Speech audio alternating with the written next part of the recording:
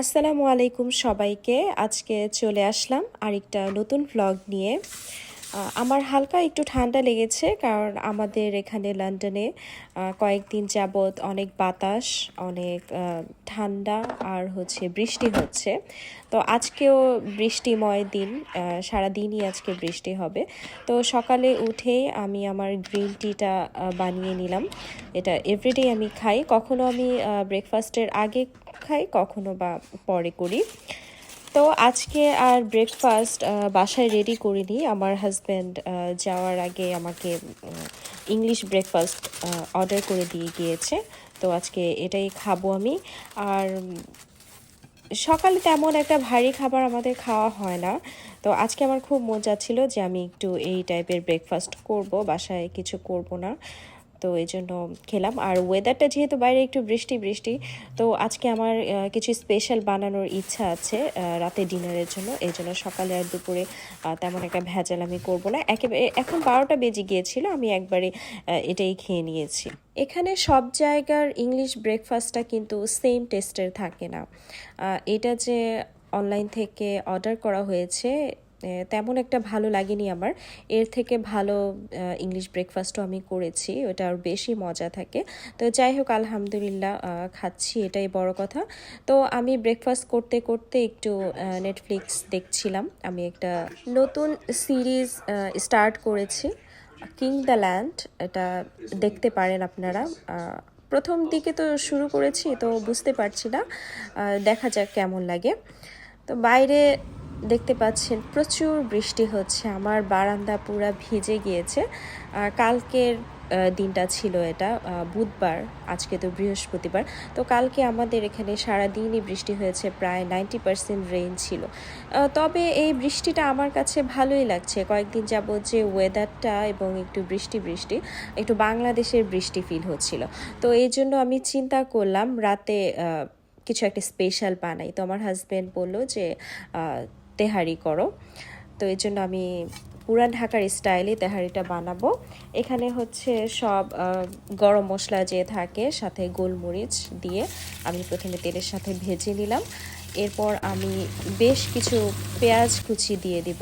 আর আজকে তেহারিটা আমি সম্পূর্ণটাই সরিষার তেল দিয়ে করব। তো পেঁয়াজে আমি লবণ দিয়ে দিয়েছি। এবার ভালোভাবে পেঁয়াজটাকে আমি কুক হতে দিব। এটা একদম ভাজা ভাজা হয়ে যাবে, ঠিক এইরকম একদম ব্রাউন কালার হয়ে যাবে। তারপর আমি এটাতে আদা রসুন পেস্ট দিয়ে দিচ্ছি। এখানে প্রায় 2 টেবিল চামচের মতো আদা রসুন পেস্ট আছে। তো অল্প একটু পানি দিয়ে আমি কষিয়ে নেব। আর এটা কষানো হয়ে গেলে রাঁধুনি যে তেহারির রেডিমেড একটা মশলা থাকে, আমি সেই মশলা 1 প্যাকেট সেটা পুরোটাই দিয়ে দিয়েছি। আর সামান্য পরিমাণে আমি এখানে মরিচ গুঁড়ো দিয়ে দিচ্ছি, এটার জন্য একটা কালার আসবে, এরকম একটা কালার। আর তা না হলে তো একটু সাদা সাদা কালার থাকে। তো একটু কালার আনতে হলে এই গুঁড়ো মরিচটা আমি দেই মাঝে মাঝে, সবসময় দিই না। তো এখন ধুয়ে রাখা বিফটা আমি দিয়ে দিচ্ছি এখানে। এটা বিফের ঘাড়ের মাংস, একটু হাড্ডি থাকে, তো একটু চর্বিও থাকে। তেহারির মাংসটা একটু হাড্ডি, একটু চর্বি, এগুলা হলে খেতে ভালো লাগে সলিড মাংসের তুলনায়। তো আমি ভালো করে মাংসটা কষিয়ে এরপর আমি ক্যাটলে গরম পানি করে রেখেছিলাম, সেই গরম পানিটা মাংসের সাথে অ্যাড করে আমি এটা ঢেকে রাখবো যে পর্যন্ত এটা পুরোপুরি সিদ্ধ হয়ে না যায়। মাংসটা ভালো করে কুক হতে হবে, কারণ তেহারির মাংসটা যদি শক্ত শক্ত থাকে তখন তেহারিটা খেতে তেমন একটা মজা লাগে না। তো আমার মাংস প্রায় হয়ে এসেছে। এখন আমি কুচি করে যে আলু রেখেছিলাম সে আলু কিউবগুলো দিয়ে দিলাম। আর ভালো করে আমি এটা কুক করে এখন প্রায় শুকিয়ে এসেছে, নিচে লেগে যাচ্ছিল। এ পর্যায়ে আমি মাংসগুলো উঠিয়ে রাখবো। আর যে গ্রেভিটা আছে সেই গ্রেভিটা আমি চুলায় বসিয়ে আর একটু কষিয়ে নেব, শুকিয়ে নেব। তো এখন আমি আরেকটা প্যানে, যেটার মধ্যে আমি পুরো পোলাওটা রেডি করব, সেটার মধ্যে সর্ষের তেল দিয়ে আর অল্প পরিমাণে পেঁয়াজ কুচি দিয়ে আমি এটাকে ভালোভাবে ভেজে নিচ্ছি। এখানে আমি হাফ কিলোর মতো চাল নিয়েছি, চালটা আমি ধুয়ে রেখে দিয়েছিলাম। এখন দিয়ে দিচ্ছি।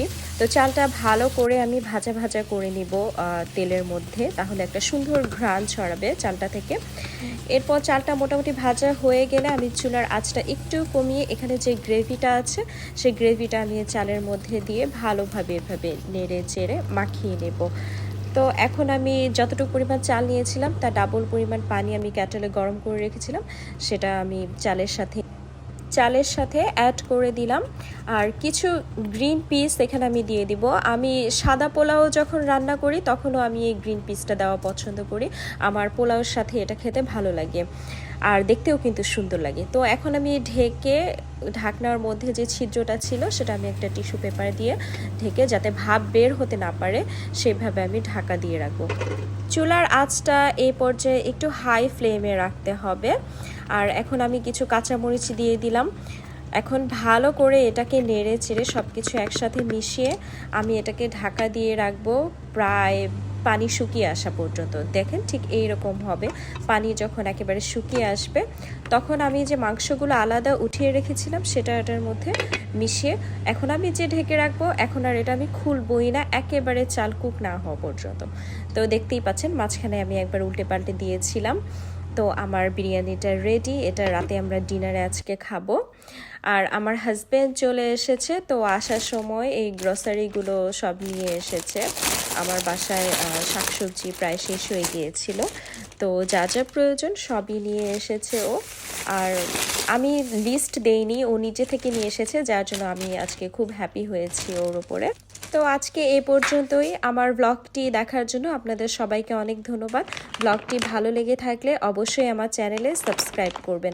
আর সবাই খুব বেশি ভালো থাকবেন। ধন্যবাদ সবাইকে।